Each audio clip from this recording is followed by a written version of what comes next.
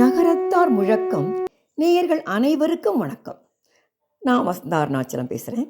நான் இப்போ நவராத்திரி உருவான கதை அதை பேசலான் இருக்கேன். நம்ம நிகழ்ச்சிக்கு போகலாம் வாங்க. நவராத்திரி உருவான கதையை பற்றி பார்ப்போம். ரம்பன் என்பவனுக்கும் எருமை உருவம் கொண்ட அரக்கிக்கும் பிறந்தவன்தான் மகிஷன்.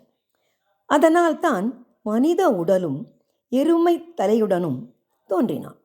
மகிஷன் பிரம்மனை நினைத்து மலையில் 14,000 ஆண்டுகள் தவம் செய்து தனக்கு யாராலும் மரணம் நேரக்கூடாது, அப்படி நேர்ந்தால் அது பெண்ணால் தான் இருக்க வேண்டும் என்ற வரத்தையும் பெற்றான்.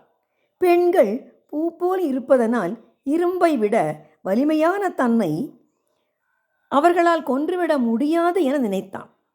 அப்படி ஒரு வரத்தை பெற்றான். நினைப்புத்தான் பிறப்பை கெடுக்கும் என்று சொல்வார்களே, அது மகிஷனுக்கும் பொருத்தமாகிவிட்டது.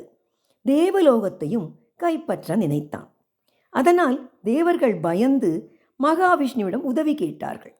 மகாவிஷ்ணுவும் தேவர்களுக்காக உதவி செய்ய மகிஷனிடம் போருக்கு சென்றார். ஆனால் விஷ்ணுவால் மகிஷனை வீழ்த்த முடியவில்லை.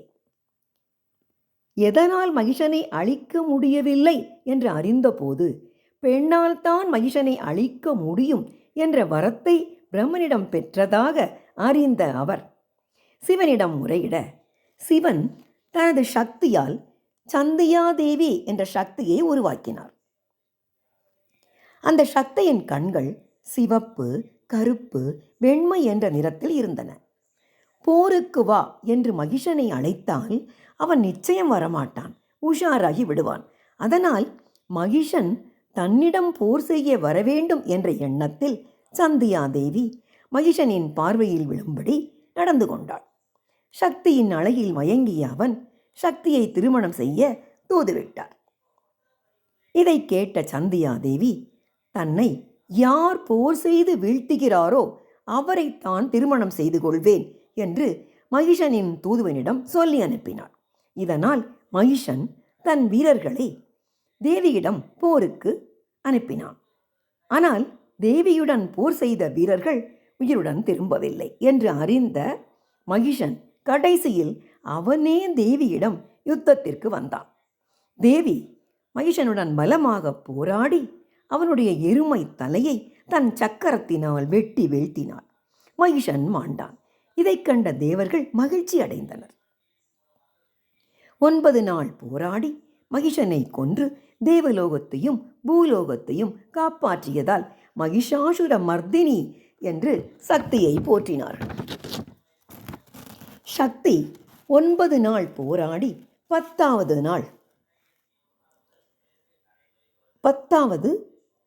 வெற்றி பெற்றதால் விஜயதசமி உருவானது. நவராத்திரி வழிபாடு சக்தி மகிமையை விளக்கும். மனிதனின் முக்கிய தேவைகளான கல்வி, செல்வம், வீரம் இம்மூன்றையும் வேண்டி அவற்றிற்கு அதிபதியான சரஸ்வதி, லட்சுமி, துர்கை என்று 3 சக்தி அம்சங்களை வழிபடுதலே இதன் நோக்கமாகும்.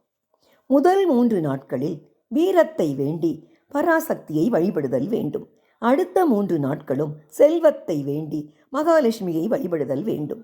இறுதி 3 நாட்களும் கல்வி, அறிவு, சகல கலா ஞானங்கள் என்பவற்றை வேண்டி சரஸ்வதியை வழிபட வேண்டும். சுமங்கலி பெண்களை இந்த நவராத்திரி சமயத்தில் வீட்டிற்கு வரவழைத்து அவர்களை பராசக்தி போல் பாவித்து குழுவின் அருகில் அமரச் செய்து மஞ்சள், குங்குமம், தாம்பூலம் என்பவற்றை வழங்குவர்.